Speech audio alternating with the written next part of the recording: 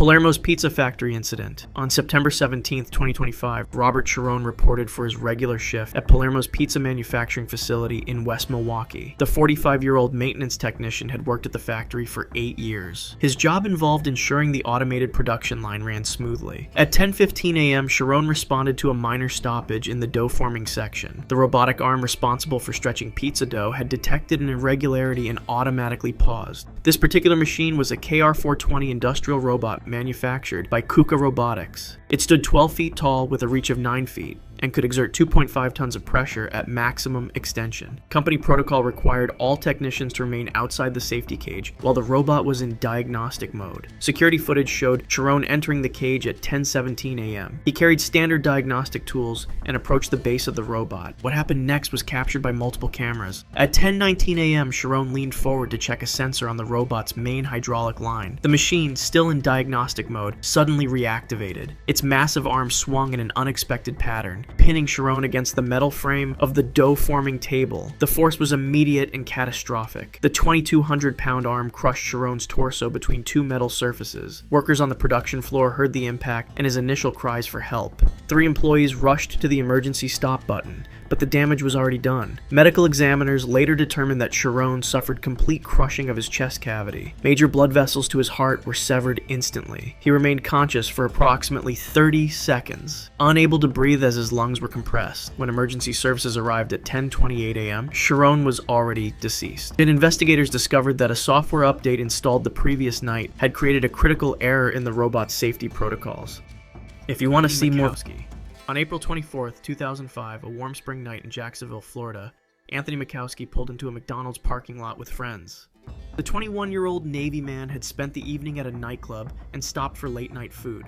What began as a routine fast food run would end in his death, captured entirely on the restaurant's security cameras. Around 2:15 a.m., Mikowski and his friends were waiting in the drive-thru lane when they became involved in a verbal altercation with another group of young men. The argument quickly escalated. Security footage showed Mikowski exiting his vehicle and confronting the other group in the parking lot. Words were exchanged, tensions rose, and within moments the confrontation turned physical. Mikowski was grabbed by 20-year-old Lacey Eberly, who applied what witnesses later described as a chokehold or headlock from behind. The security camera captured Mikowski's initial struggle as Eberly maintained his grip. For approximately 90 seconds, Eberly held Mikowski in the restraint. The medical examiner would later determine this caused a fatal interruption of blood flow to Mikowski's brain. In those critical seconds, oxygen deprivation began causing irreversible damage. Witnesses reported seeing Mikowski's face turning purple, his legs kicking less and less as the seconds passed. By the time Eberly released his hold, Mikowski collapsed to the pavement, unresponsive. Bystanders attempted CPR, but the damage was already done.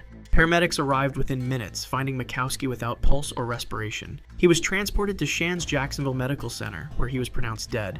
The autopsy revealed Mikowski had died from asphyxiation due to compression of his neck blood vessels. Despite the clear video evidence of the incident, prosecutors declined to file criminal charges, ruling that Eberly had acted in self-defense. This decision sparked outrage and eventually led to a civil lawsuit from Mikowski's family, challenging how a fast food argument had turned into a death sentence. Anthony Tony Isles. On September 8, 2021, Anthony Isles pulled his vehicle into a McDonald's drive-thru in Vancouver, British Columbia. The 42-year-old elevator mechanic was making a routine stop for breakfast before heading to work. He had just celebrated his wedding anniversary days before, and photos on social media showed a happy family man with his wife and 2 young children, ages 8 and 6. As Isles reached the payment window, he handed over his bank card to pay for his meal. The transaction complete, the employee returned his card, but instead of landing in Isles' hand, it fell to the ground outside his vehicle. It was a small mistake that would have fatal consequences. Isles put his car in park but left the engine running as he opened his door to retrieve the card. What happened next was captured on the restaurant's surveillance cameras. As Isles leaned out to reach for his card, his vehicle suddenly moved forward. The gap between his SUV and the building's brick wall rapidly closed. In a split second, Isles became pinned between his car door and the restaurant's structure. The pressure immediately crushed his chest and abdomen, restricting his ability to breathe. Drive-thru staff heard his initial cry for help and rushed outside, but found themselves unable to move the vehicle or free him from the deadly compression. For several agonizing minutes, Isles remained conscious, trapped in the narrowing space as his vital organs were compressed. Oxygen deprivation began affecting his brain as he struggled for breath against the immovable wall and weight of his own vehicle. By the time emergency responders arrived and managed to move the vehicle, the damage was catastrophic. Despite immediate medical attention, Anthony Isles was pronounced dead at the scene from a traumatic asphyxiation and internal injuries. The Vancouver Police Department later determined that he had likely bumped the gear shift while reaching down, causing the vehicle to lurch forward while he was partially outside it. What should have been a mundane breakfast stop had turned deadly in mere seconds over a dropped bank card. Richard Lowry. On October 17, 2022, Richard Lowry celebrated his 86th birthday with family in Olathe, Kansas. After the gathering, the elderly man decided to treat himself to a meal at a local McDonald's drive-thru. It was a cool autumn evening when Lowry pulled his silver Honda sedan into the narrow lane of the restaurant. Friends would later describe him as an active senior who still enjoyed his independence despite his advanced age. As Lowry reached the payment window and prepared to order, he accidentally dropped his eyeglasses from the vehicle. The prescription glasses fell just outside his car door, close enough that he thought he could retrieve them without leaving his vehicle. Security camera footage later showed Lowry opening his door and leaning out while still seated behind the wheel. What he didn't realize was that his foot was slipping off the brake pedal.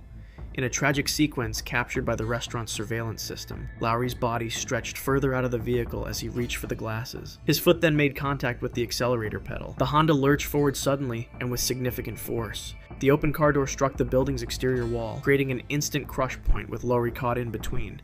The impact pinned Lowry's head and upper body between the door and the wall. Witnesses reported hearing a sickening sound as his skull made contact with the brick exterior. Drive-thru employees rushed outside but found Lowry already unconscious, with severe trauma visible to his head and neck. The pressure had caused immediate and catastrophic damage to his brainstem. First responders arrived within minutes and managed to free him from the compression point, but the injury had already proven fatal. Despite resuscitation attempts, Richard Lowry was pronounced dead at the scene. The medical examiner later confirmed that blunt force trauma to the head was the cause of death. The date on his death certificate would match that of his birth certificate, a cruel coincidence that turned a birthday celebration into his final day. Kendrick Ingram Jr. On June 26, 2022, temperatures in Columbus, Georgia reached a sweltering 96 degrees Fahrenheit.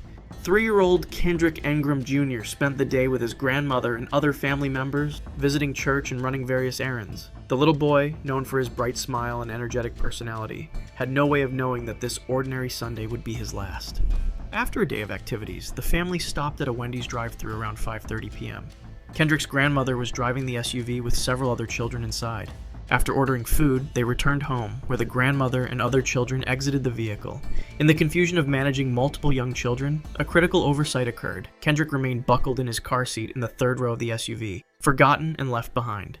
For the next 2 hours and 45 minutes, the temperature inside the vehicle climbed rapidly. Scientific studies show that on a 96-degree day, the interior of a parked car can reach 124 degrees in just 30 minutes. After 1 hour, temperatures can exceed 140 degrees. Kendrick was trapped in these escalating conditions, unable to free himself from his car seat.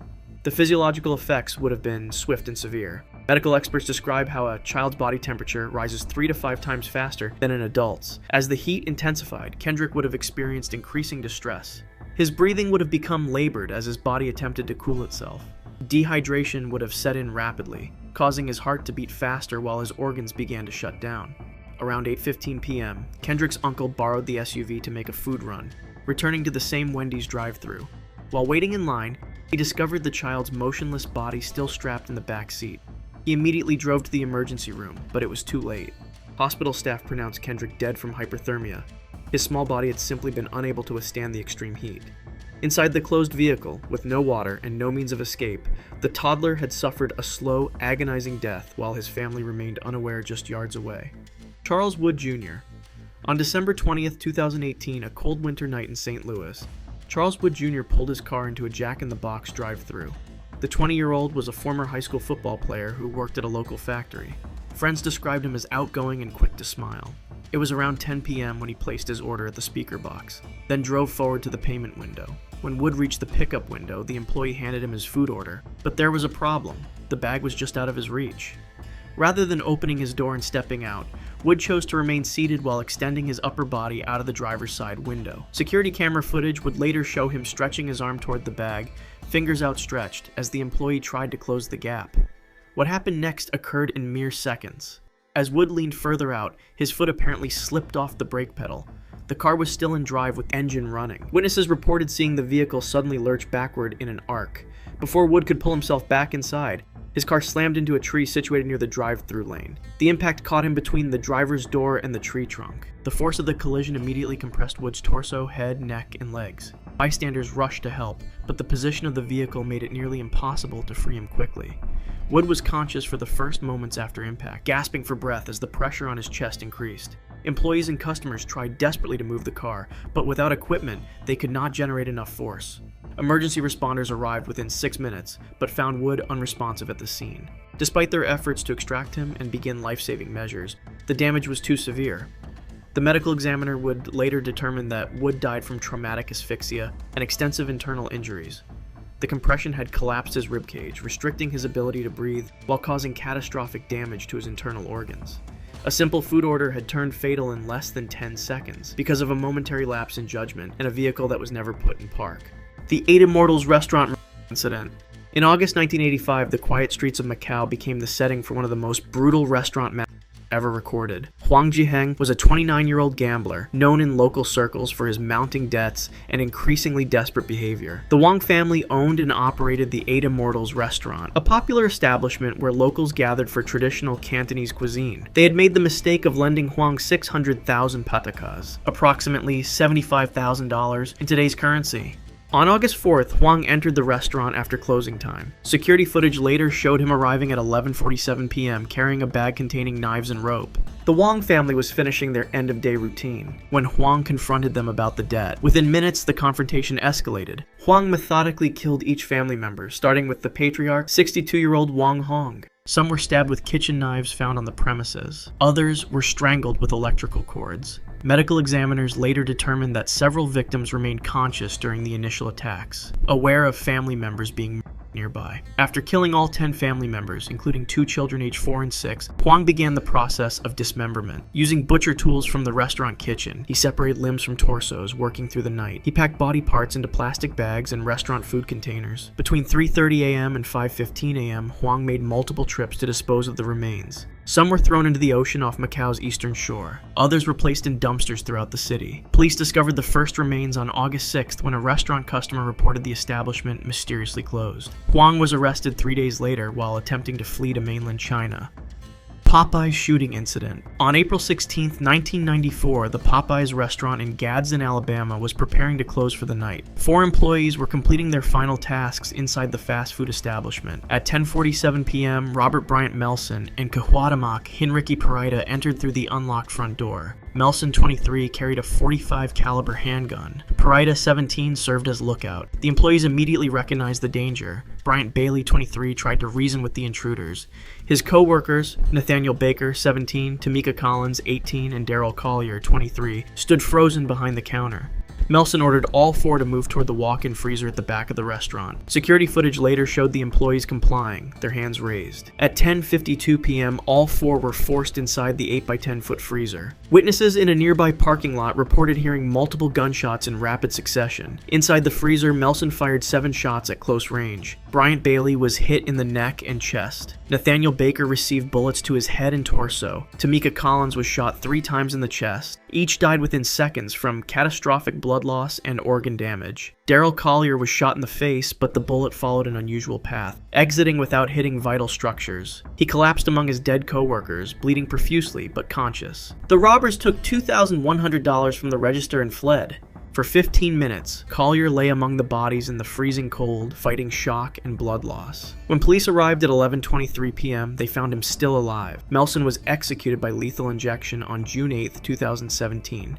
Parida remains on death row after murdering a fellow inmate in 1999.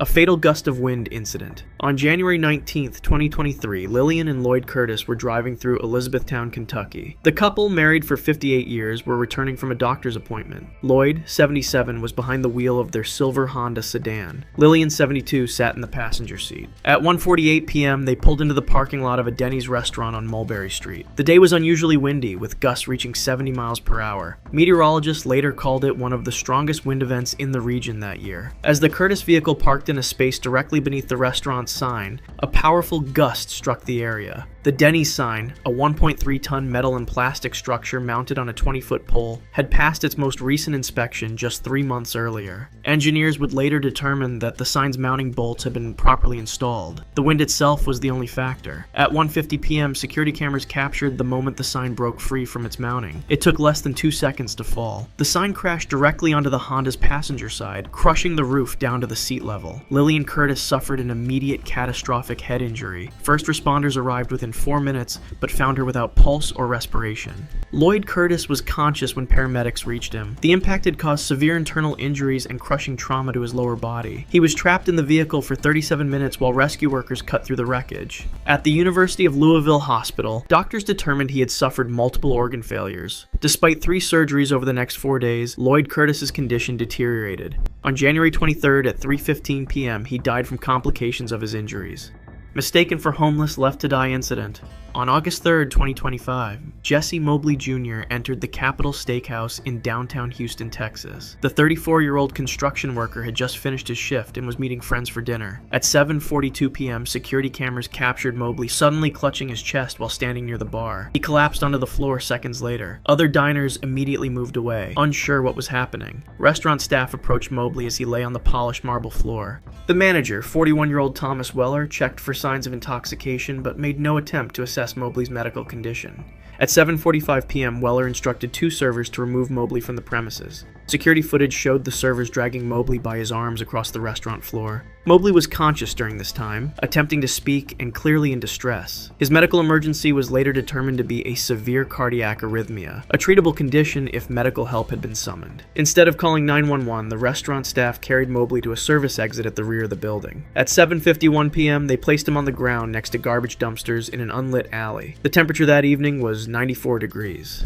For 28 minutes, Mobley remained in the alley, occasionally moving his arms and trying to call for help. No staff member checked on his condition. A delivery driver discovered Mobley at 8:19 p.m. and called emergency services. Paramedics arrived at 8:26 p.m. and found Mobley without a pulse. Despite resuscitation attempts, he was pronounced dead at 8:47 p.m. Autopsy results confirmed that immediate medical intervention could have saved his life. The surveillance footage, obtained by local news stations 4 days later, showed staff members laughing as they returned from the alley. Tina's Burritos Factory incident. On July 12, 2025, Maria Delgado arrived for her night shift at Tina's Burritos Factory in Vernon, California. The 19-year-old had been working at the industrial food processing plant for just 6 months. Her responsibilities included cleaning the massive food processors after production ended. At 11:30 p.m., the main production line shut down. Workers began their cleaning protocols, a process that normally took 2 hours. The primary food processor was an Italian-made Gastromac industrial mixer, standing 7 feet tall with a mixing capacity of 500 pounds. Company protocol required the machine to be fully powered down and locked out before cleaning. Security camera footage later revealed that at 11:47 p.m., Maria entered the cleaning area alone. For unknown reasons, the machine had not been properly shut down. The electronic lockout tag, designed to prevent accidental activation, was missing from the control panel. At 11:52 p.m., Maria climbed onto a stepladder to reach inside the upper chamber of the processor. She was using a scraper to remove dried food residue from the mixing blades. 3 minutes later, another worker in a different part of the facility accidentally activated the machine's remote start function. The mixer's industrial-grade motor engaged immediately. The stainless steel mixing blades began rotating at 120 RPM. Maria had no time to react. Her right arm was caught between the blades,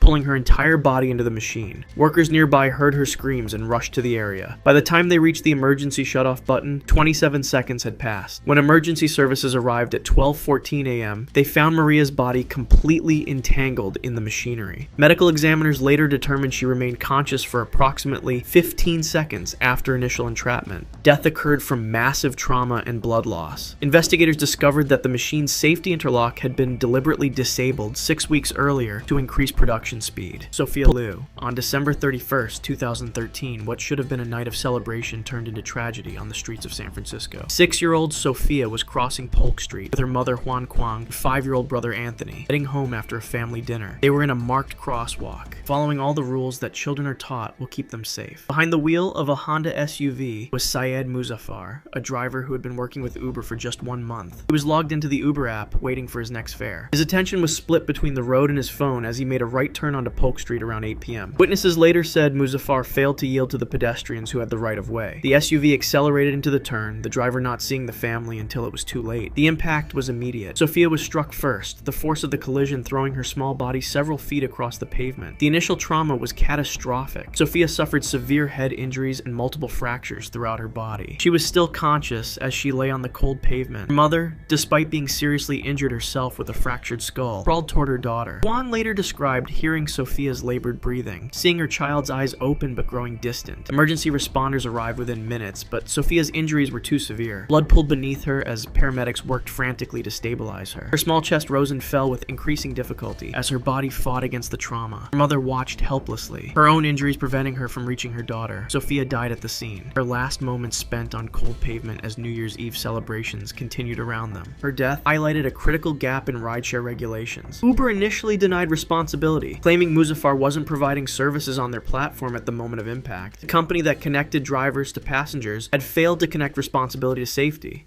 Sylvester Zottala. On October 4th, 2018, Sylvester Zottala pulled his SUV into a McDonald's drive-thru in the Bronx. The 71-year-old real estate businessman was known for his tough approach to business and connections to organized crime families in New York. As he waited for his order in the vehicle, he had no idea he was being tracked by a GPS device planted on his car weeks earlier. Zottala had survived multiple attempts on his life in the previous year. In November 2017, he was stabbed in the neck and chest outside his home.